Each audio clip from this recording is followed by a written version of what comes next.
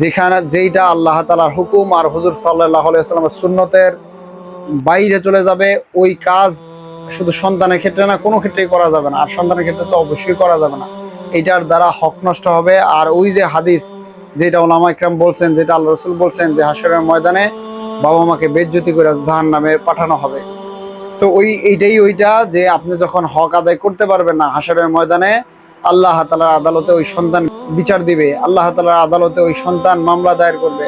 আল্লাহ, আমার বাবা মা আমাকে ভালো মন্দের পার্থক্য শিখায় নাই, আমার বাবা মা আমাকে অন্যায় শিখায় নাই, আমার বাবা মা আমাকে ন্যায় শিখায় নাই।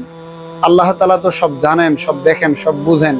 তো হাশরের ময়দানে ওই বাবা মাকে আল্লাহ তাআলার আদালতে জাহান্নাম হিসাবে ঘোষণা করা হবে, বেজ্জতি অবস্থায় সারা দুনিয়ার সামনে থেকে জাহান্নামে পাঠানো হবে। এর কারণে ভাই, সন্তানের হক মানা জরুরি। সন্তানের হক কি কি আছে, জন্ম হওয়ার পর থেকে একবারে মৃত্যু পর্যন্ত, বা সন্তান আমার কাছে যতক্ষণ থাকে ততক্ষণ পর্যন্ত এই হক অবশ্যই আমরা আলেমদের কাছে গিয়ে পাই টু পাই জেনে নিব।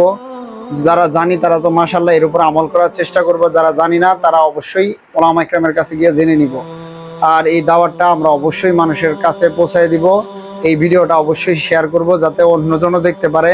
এর দ্বারা আপনার আমার একটা ভাই একটা বোন যদি আমলদার হয়ে যায়, যদি হেদায়েত প্রাপ্ত হয়ে যায়, এই সবটা তার আমল নামায় তো যাইতেই থাকবে, ওইখান থেকে একটা অংশ আপনার আর আমল নামায়, আপনার আর আমার আমল নামায় কিয়ামত পর্যন্ত আল্লাহ তাআলা দান করতে থাকবে। তো এই সওয়াবের কাজটা আমরা অবশ্যই করব। আল্লাহ তাআলা আমাদেরকে বোঝার, মানার, আমল করার তৌফিক দান করুন।